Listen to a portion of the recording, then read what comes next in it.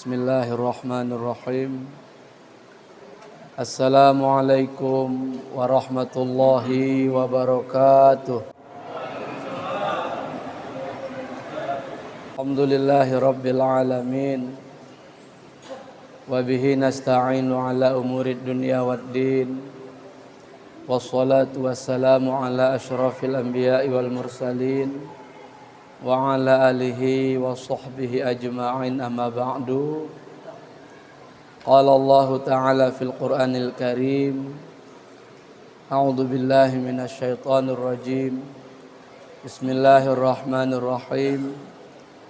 Wabtaghi fima atakallahu ad-daral akhirah wa la tansa nasibaka minad dunya wa ahsin kama ahsanallahu ilaik wa la tabghil fasada fil ard innallaha la yuhibbul mufsidin.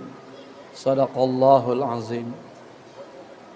Pertama sekali, tidak lupa-lupa dan henti-hentinya kita senantiasa bersyukur atas segala nikmat, karunia, kasih sayang dari Allah Subhanahu wa ta'ala, sehingga sampai pada malam yang ke-26 Ramadan ini kita masih bisa melaksanakan kewajiban kita, menambah amal ibadah kita, bertaqarrub ilallah, mendekatkan diri kita kepada Allah, serta bertawajuh, menghadapkan hati kita kepada Allah Subhanahu wa ta'ala, agar benar ucapan lidah kita, perbuatan anggota tubuh kita, dan perjalanan hati kita.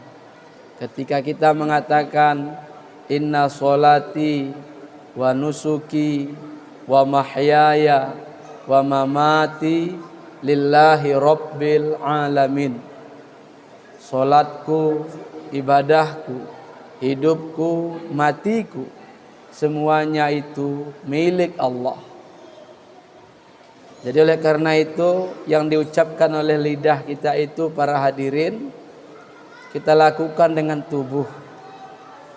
Lalu supaya benar hadap laku tubuh itu, maka kita latihlah hati kita ini hadapnya kepada Allah.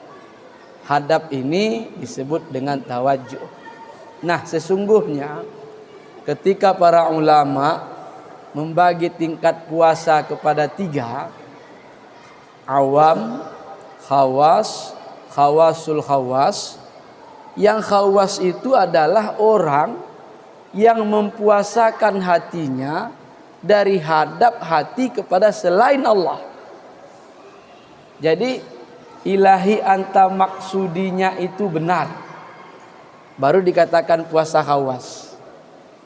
Adapun kita berpuasa menahan makan minum, menahan lidah dari ucapan yang jelek-jelek, menahan anggota tubuh dari perbuatan yang tidak diridhoi oleh syara', kita menahan semua itu masih kategori puasa awam sesungguhnya.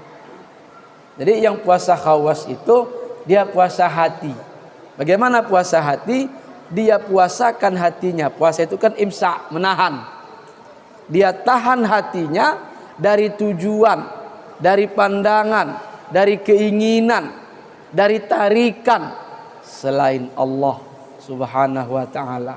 Riyanya sudah mulai hilang, ujubnya sudah mulai berkurang, ikhlasnya sudah mulai mantap, tafwidnya sudah mulai berjalan, tawakalnya sudah mapan, kemudian tauhid af'alnya sudah paten. Baru dikatakan dengan puasa khawas. Oleh karena itu para hadirin, di sisa-sisa Ramadan yang masih ada ini, entah 4 entah 5 hari lagi kita ini di 2024 ini atau 1445 Hijriah ini, kesempatan masih ada. May yahdihillah fala mudhillalah. Orang yang Allah tunjuki, kehendaki mendapat petunjuk, maksudnya tidak ada yang bisa menyalahkan jalan. Bisa saja dalam tempo 4 hari ini Allah bukakan pintu hidayah di hati kita. Allah bukakan hati kita sehingga kita bisa mendapatkan puasa khawas pada tahun ini. Hadirin, untuk khawasul khawas ya mungkin kita ini agak jauh. Karena dunia ini juga masih bersarang di batin kita. Ananiyah ini juga masih kuat pada wujud diri kita. Ya paling tidak dari awam ke khawas ini paling tidak. Hadirin, maka sedikit lagi karena kita akan melaksanakan ibadah sholat tarawih dalam tanwirul qulub. Bapak Ibu hadirin sidang jamaah tarawih yang mulia, Syekh Muhammad Amin Kurdi mengutip satu ayat dalam Al-Quran yang beliau sengaja buat di bawah judul Faslun fi dhimmid dunia wa tulil amal. Fasal menerangkan tentang tercelanya dunia dan panjang angan-angan. Jadi tercelanya dunia dan tercelanya berpenyakit panjang angan-angan. Maka di ayat itu disebutkan wala taghurrannakumul hayatud dunya wala yaghurrannakum billahil gharur. Janganlah kalian, kata Allah, ditipu oleh kehidupan dunia, dan jangan pula sekali-kali kalian, kata Allah, tertipu al-gharur oleh tipuan-tipuan. Maka ayat ini para hadirin menjelaskan kepada kita bahwa sejatinya hidup ini dan dunia ini adalah tipuan, jebakan, ranjau yang senantiasa mengintai kita. Maka diistilahkan 4 musuh besar kita. Pertama hawa, kedua nafsu, ketiga dunia, keempat syaitan. Syaitan itu tidak terlalu berbahaya sesungguhnya kalau hawa nafsu kita baik. Syaitan itu tidak berdaya sesungguhnya bila dunia ini mampu kita kendalikan, bukan mengendalikan kita. Tapi bila hawa menguasai kita, nafsu kita jelek, dunia kita mengatur dan membelenggu kita, maka setan leluasa untuk masuk menggoda kita. Hadirin yang dimuliakan oleh Allah, maka ayat ini tadi mengatakan kepada kita tipuan. Maka setidaknya para hadirin, apa yang menjadi tipuan bagi kita hidup di dunia ini? Yang pertama, ilmu. Ilmu agama. Ilmu kita hafal Quran, hafal hadis, hafal kitab-kitab, hafal usul fikih. Ilmu syara' lah, ilmu agama. Ahli kita, mahir kita. Bila kita sangkutkan hati kita kepada ilmu itu, artinya hati kita meyakini bahwa ilmu inilah jalan keselamatan kita di hadapan Allah. Hati-hati, kita akan tertipu. Kenapa? Di saat kita meyakini ilmu kita inilah yang akan menyelamatkan kita, maka kita lupa kepada sang pemberi ilmu. Fauqa kulli zi ilmin alimun. Di atas setiap yang punya ilmu ada orang berilmu lagi di atasnya. Ilmu ini fadal, pemberian. Pemberian cuma-cuma dari Allah. Bisakah ilmu kita hilang lagi? Bisa. Bisa hadirin yang mulia, bisa. Bukankah kita ini berada di antara dua sifat Allah, qabat dan basat? Ini istilahnya. Allah itu al-qabidu, asmaul husna, menggenggam. Allah juga al-basitu, menghamparkan, melepaskan. Bila Allah genggam tidak lepaskan, tidak berdaya kita. Tapi bila Allah memberikan kita basat, dibiarkan, dilepaskan oleh Allah, kita baru bisa berbuat apa-apa. Artinya apa? Jangan berpatok dengan ilmu. Ilmu tipuan bila menjauhkan kita dari Allah. Maka definisi dunia, amal kamu itu dunia, kamu itu cinta dunia, kamu itu pengikut dunia, bukan pengikut akhirat misalnya. Definisinya mudah saja. Bagaimana sesuatu itu dikatakan dunia, bagaimana sesuatu itu dikatakan akhirat. Segala perkara, segala urusan yusghiluka anillahi ta'ala fahuwa dunia.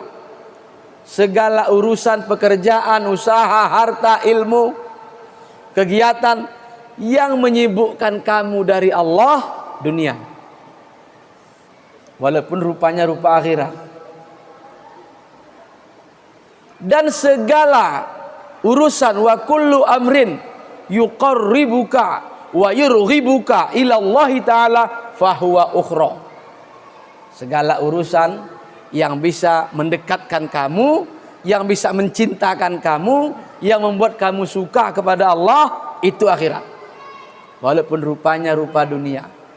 Maka saya teringat Allahu yarham Kiai Haji Hasyim Muzadi pernah menyatakan dalam ceramah beliau, bisa saja yang pakai jas dan pakai dasi di kantor itu waliullah. Bagaimana caranya? Bila dengan pekerjaannya itu dia semakin dekat dengan Allah.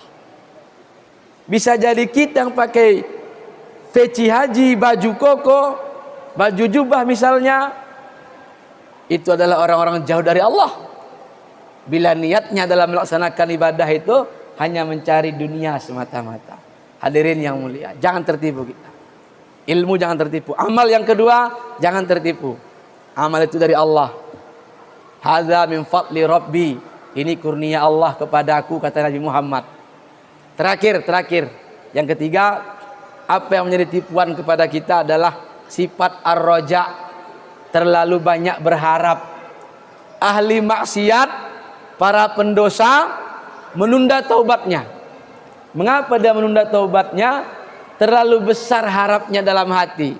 Allah kan penyayang, Allah kan pengampun. Ya, ndak pun sekarang saya taubat ndak apa-apa. Nanti pada saatnya Allah akan mengampuni saya. Ini tipuan. Satu sisi bagus. Kamu yakin ya kepada Allah Maha Pengasih, Maha Penyayang? Ya. Tapi gara-gara keyakinannya itu membuat dia tertunda taubatnya. Makanya penutup para hadirin, kata Ibnu Athaillah Sakandari di Matan Hikam, beliau mengatakan begini, ar-raja'u ma qaranahu amalun wa illa fa umniyatun. Yang dikatakan raja pada hakikatnya, harap yang benar kepada Allah itu adalah sesuatu yang disertai dengan amal. Kalau tidak, hanya harap ingin-ingin di hati, tidak diringi dengan pekerjaan perbuatan, fa umniyatun, itu angan-angan, kata Ibnu Athaillah. Kita mau bikin rumah misalnya, paling tidak ya belilah dulu koralnya, belilah dulu sertunya, itu sudah amal namanya. Berarti bukan lagi itu namanya angan-angan, sudah action. Tapi kalau saya akan bikin rumah kapan? Bulan depan.